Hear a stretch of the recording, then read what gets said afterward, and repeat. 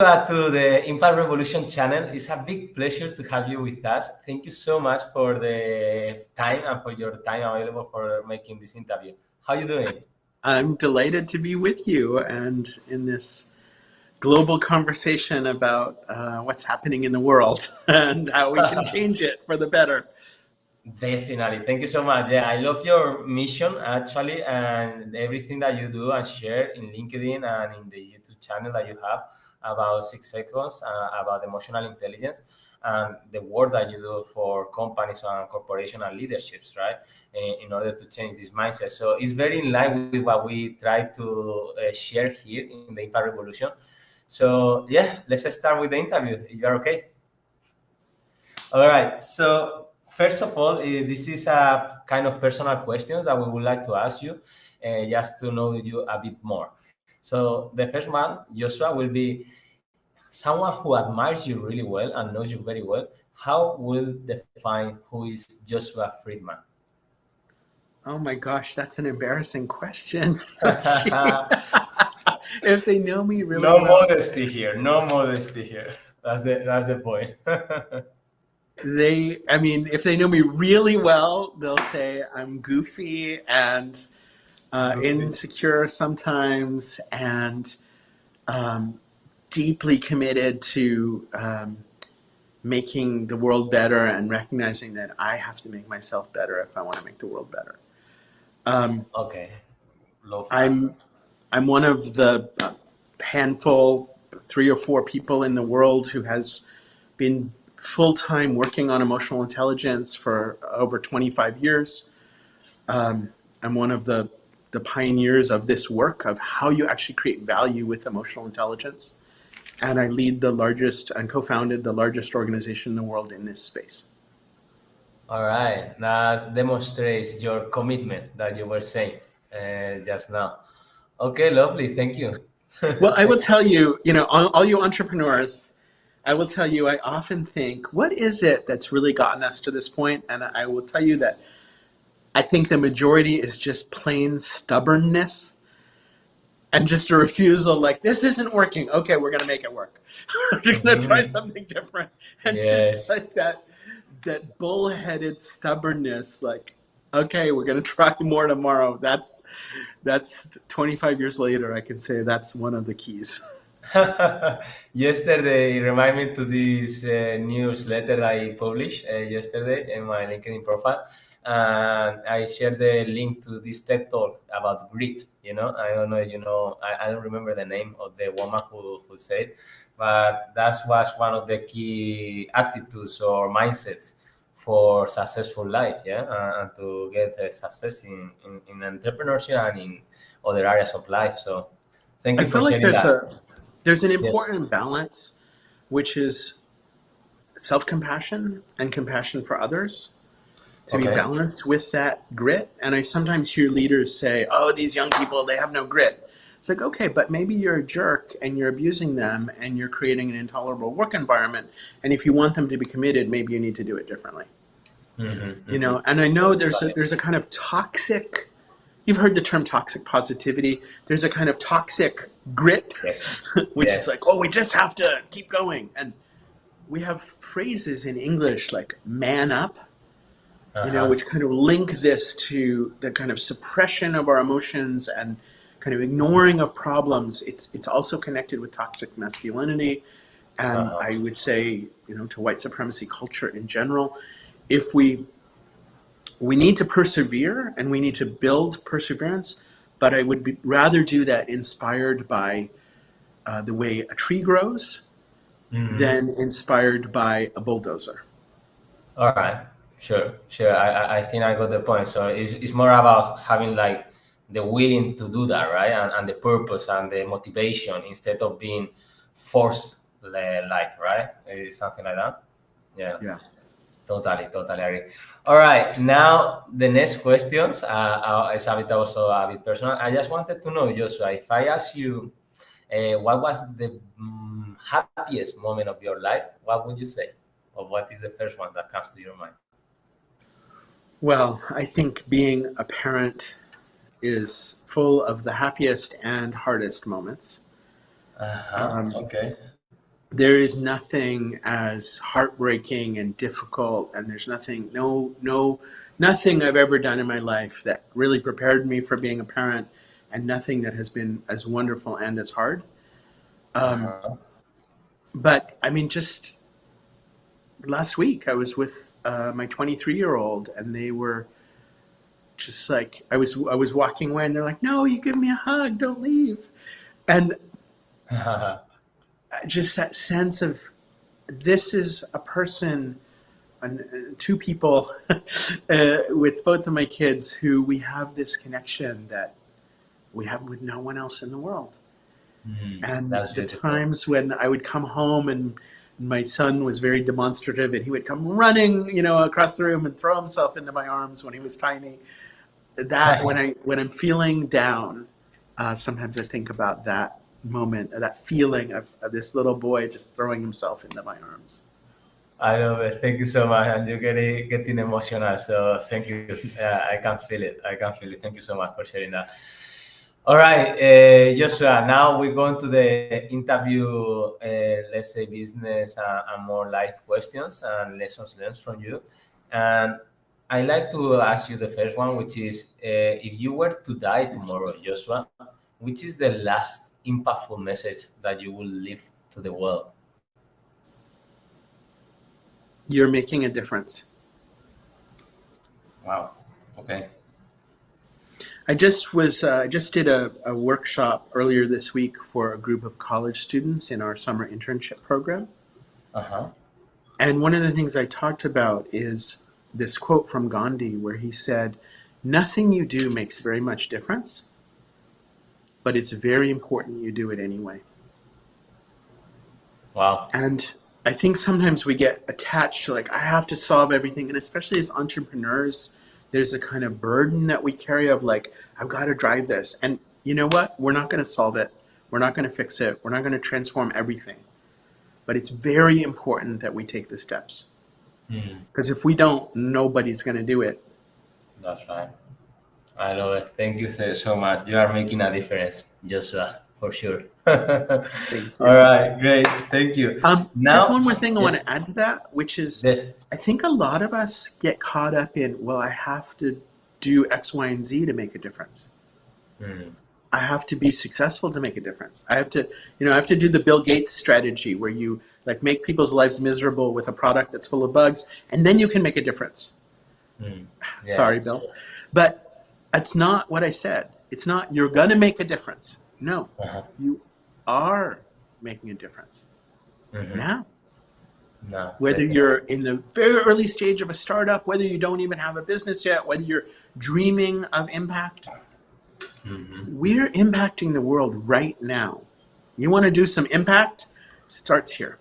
Now. For sure. For sure, is the daily action, daily commitment, and the present. Yes, and then working on those important goals that will make the difference, and is making difference already, as you say. Thank you, Joshua. That's very motivating, I think, for every entrepreneur that is listening to us and it will see this video later on. And this reminds me to this story that Mark Zuckerberg also sharing his speech, which was about a janitor or something in the NASA. And he said, I'm helping people or I'm getting the man to the moon, something like this, which is, everyone is in the big team, and if they have a purpose and they have the same common purpose, then they are making an impact, as you say. One Thank of my you. favorite one of my favorite exercises when I go work with a company, Yes. it sounds really obvious, but I'll go into a meeting typically of senior managers, and I'll say, I've read about you all, and I've heard about your work, and often I'll have had one-to-ones with them before that meeting. I'll say, but just to get on the same page, I'd just like to go around the table, and you've each tell me your name and what you do here. All right. And some of them say, even very senior leaders will say, like, oh, well, I move paper clips. They don't literally say that, but they talk about a task. Uh-huh, uh-huh. And some of them will talk about a function. Hmm. Well, I'm in charge of technology security. Yes. But some of them will talk about purpose. Mm. Well, I'm part of this purpose. And for me, just that simple question, go around the table and hear each person in one sentence say what they do here, I immediately understand whether we're operating in this kind of transactional culture of task or this kind of accountable culture of role, or whether we're talking about a transformational culture of purpose. Definitely, yeah. That tells very clearly why they are there, right? And why they are doing what they are doing. Their why, basically. Yeah. Great, thank you. And in connection to that, now, Joshua, what is your why? Well, I have two answers to that. One is my Yes. own noble goal, and the other is the organization's purpose. Okay. So at 6 Seconds, we have a model of emotional intelligence. We have 8 learnable, measurable, scientifically grounded competencies. And the Okay. 8th competency is one we call pursue noble goals. And that's about taking purpose. It's really about you are making a difference. It's about feeling the clarity of your purpose in this moment. So my own purpose is to inspire compassionate wisdom. And that's about what I want to add to the world. Not just in my job, but in my family, in the grocery store, talking to the security guy at the desk here at the university where I am right now. What do I want to contribute? And it took me 10 years to get it down to that short a phrase, by the way. But I'm really fortunate that I've gotten to work on that and get clear that I want to inspire compassionate wisdom. All right. Thank you. The organization's purpose is to increase the world's emotional intelligence. Yes. And so we can say it in that practical way. We have a more poetic way of saying it, which is to ignite the spark in all of us. And we believe that it's about connecting. So it's connecting to ignite the spark in all of us.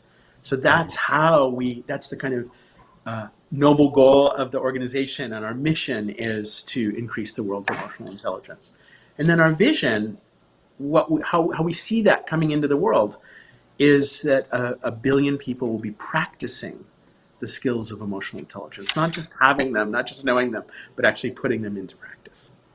Billion people, eh? That's like the vision. Billion Yeah, and people. we have about 8 million so far. A million people if you practice. So we have a long way to go. But Yeah, I would love to support in that vision as well, great, one more. because so definitely come with me. And Okay, I really everybody who's like watching right now, I want to see your +1. Yes, I'm in. We can count you. definitely, definitely. I like this about connection because I really believe in that as well. Joshua, I actually started 1 month ago a newsletter which is called Care Connection because it's about caring connection. I think it's about connecting, but with care and with love and like meaningful connections, not just like social media, some artificial connection that I don't think it serves us. So yeah, I'm And Yoshi, look at the questions you just asked me at the beginning. Like, that's not what most people ask. yes. I've literally done 1,000 interviews. No interview that I've ever done has started with, tell me about a moment that was happiest in your life. Yes. Like, so that care that you're committed to, you are doing it. You're pursuing that noble goal in the way you're engaging. So thank you. Thank you to you, Joshua, for those comments. Really, really means a lot. Yes. I love these interviews, if I'm honest with you, Joshua. It's my pleasure. I love them because I learn so much from you guys. And also, it feeds my emotional less intelligence and also soul, in a way that I'm sharing this with others that, we can make an impact together. And I believe also in the power of collaboration, altruistic collaboration. So, yeah, thank you for that comment. And regarding this purpose that you have and the work that you do, Joshua, would you say are your main lessons learned, or how is the best way you have found so far to achieve these visions and these missions and goals? Well, how many hours do we have? Like, Um, this is half an hour, so you can make a small summary. That would be awesome. so I would say one Hmm. crucial ingredient is that, I mean, Peter Drucker said culture eats strategy for breakfast. Yes, I love Um, that one. we have something that I often hear from people who interact with 6 seconds is, wow, I really love the 6 seconds people. Um, Sometimes people will say to me, you know what, from the very first email that I got back from someone at 6 seconds, every person that I've talked to at 6 seconds is so consistent in their commitment and caring, and I feel really supported. Mm. It doesn't always happen, but it very often happens. And it's a message I've heard over and over and over all around the world. We work, at this point, we have certified practitioners in 150 countries and territories. And we have programs that run in 200 countries and territories. And I hear this message That's over and over. And to me, that is a huge lesson. What I would say about that is, as you think about your strategy, how you're going to kind of move from point A, from the current reality, to this evolving future, hmm your culture is either going to be undermining that or supporting that. And I don't think there's any other options. I think it's either undermining or supporting. I don't think there's such a thing as neutral. And it's at least as important as your IP, at least as important as your systems, at least as important as your branding and marketplace position. If people don't feel that culture internally, inside the organization and externally, you are burning money. You're burning people's lives.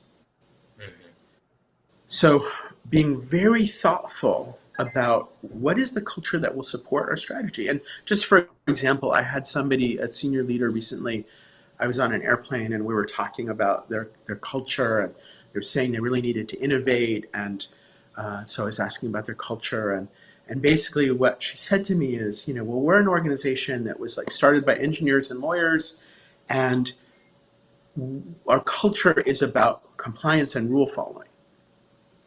And I said, okay, fantastic. Innovation is not going to happen well, Definitely not. right? So you're going to have to do something. You're going to have to build a new group, or you're going to have to create a new startup, or you're going to have to do it on the side. The innovator's Yes. dilemma. But you can't be both rule-oriented and innovative. Yes, totally. That's So very good. thinking about the culture that aligns to your process of value creation, and then engaging and growing and connecting people who really feel and are committed to that culture.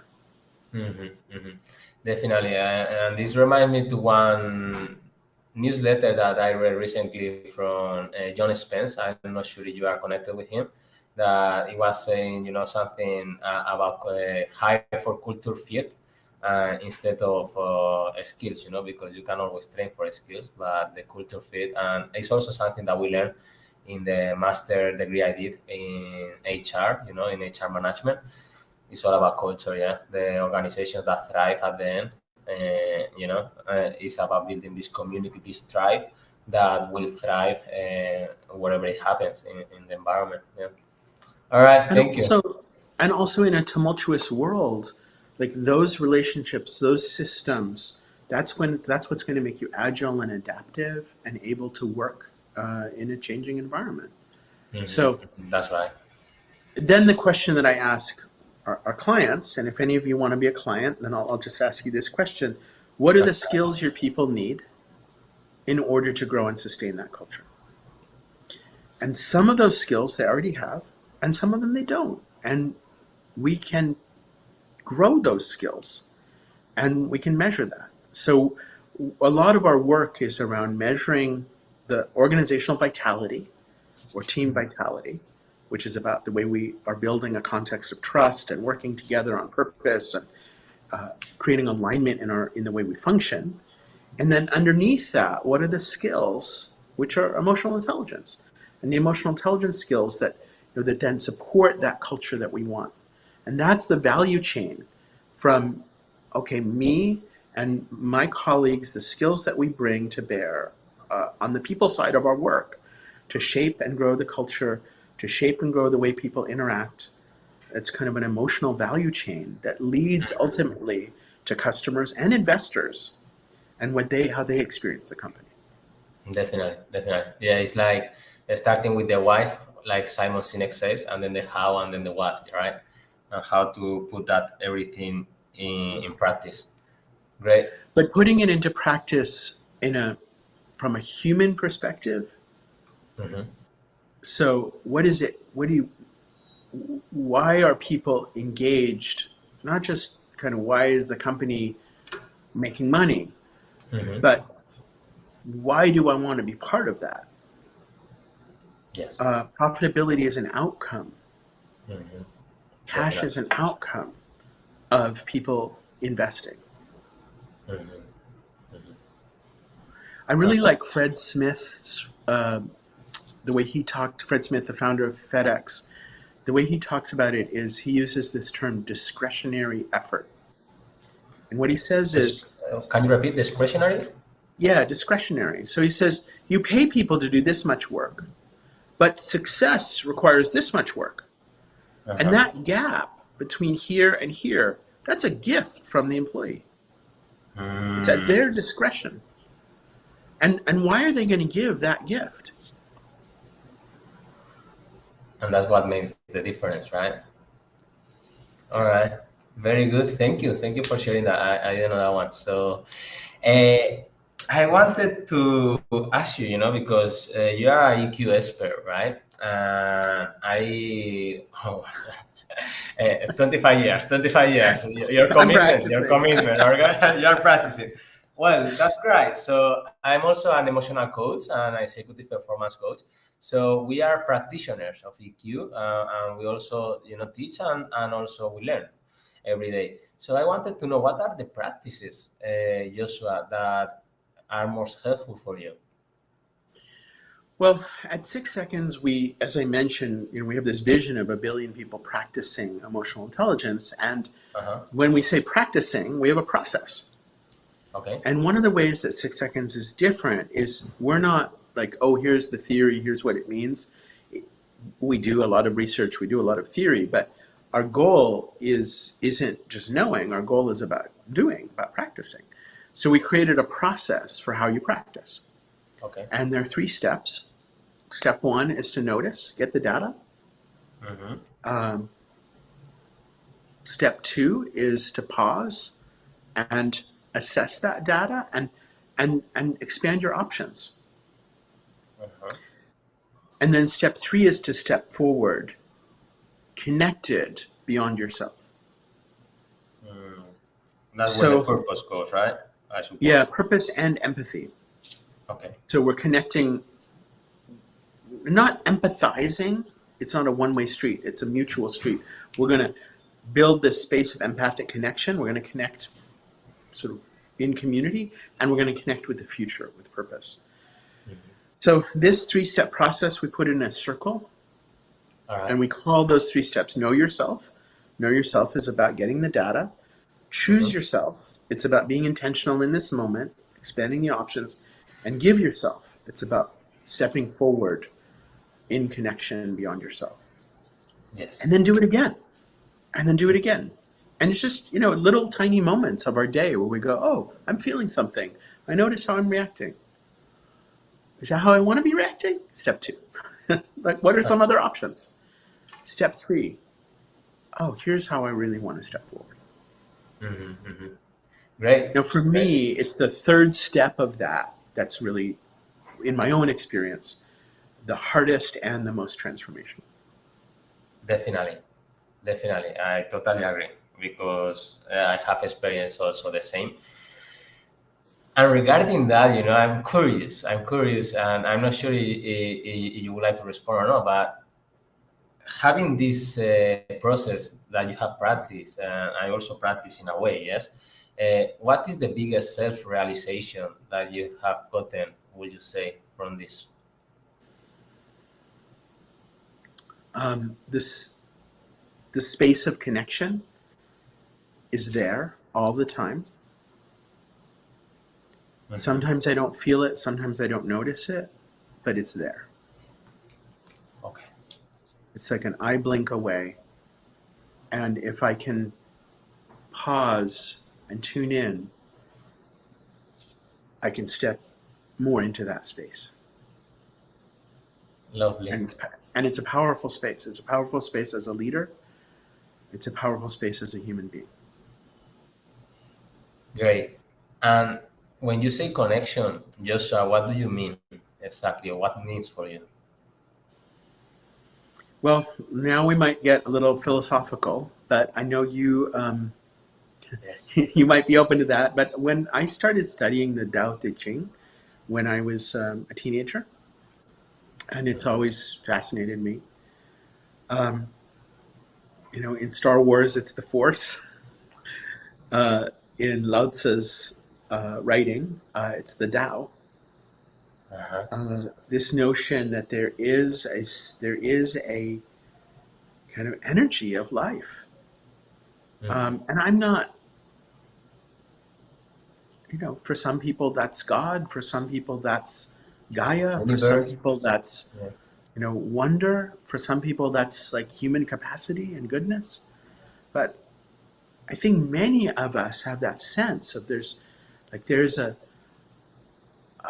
kind of we can feel, and again, emotional intelligence, we can feel this sense that Mhm. we're part of. And I Definitely. think from much of my life anyway, I've kind of felt like an outsider.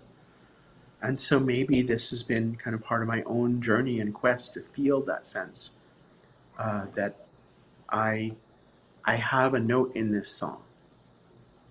Mm. I have a thread in this tapestry, and I can feel part of it, Mhm. and I can Beautiful. contribute to it.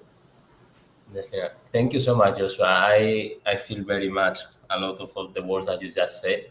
And for me, it's the connection also to the universe and to everything that is, in here. So yeah, thank you. Thanks a lot. And we are, wow, I cannot believe it's been almost the end of the interview. It's been very quick. I wanted to ask you, this is something that I like to ask at the end.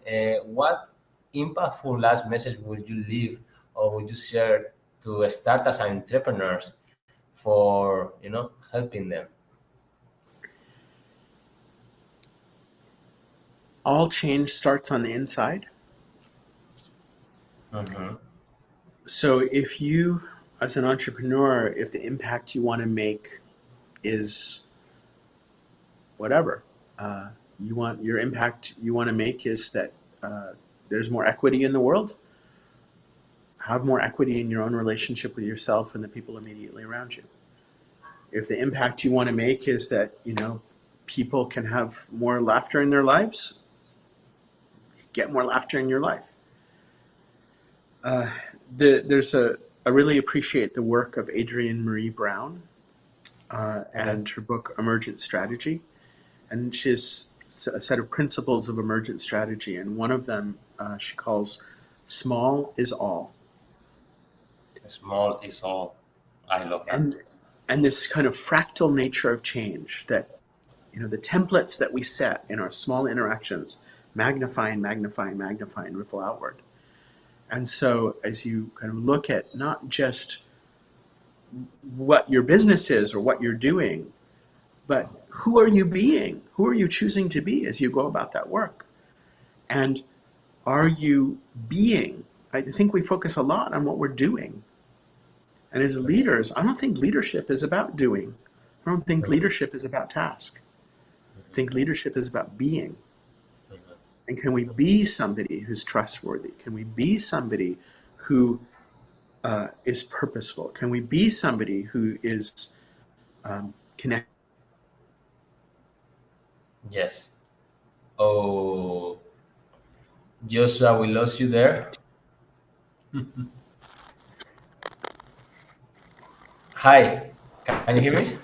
Seems like having some technical difficulties here for a moment, but It's okay. I think it's a sign from the universe. You know, it's 30 minutes, Joshua. So we are right on time. Thank you so much for sharing all these powerful messages. I think the interview was really, really good. And yeah, thank you so much for your time. Any last words that you would like to leave us? yes, as I said, I hope you will, everybody watching, that you will commit to practice emotional intelligence, grow these skills, because they will make a difference for you and your work. And for the world as well, I will say. I will add. Thank you so much. Thank you so much, Joshua. Thanks a lot. All right. Thanks, Cheers everybody. and see to you. Bye bye. Take care. Bye.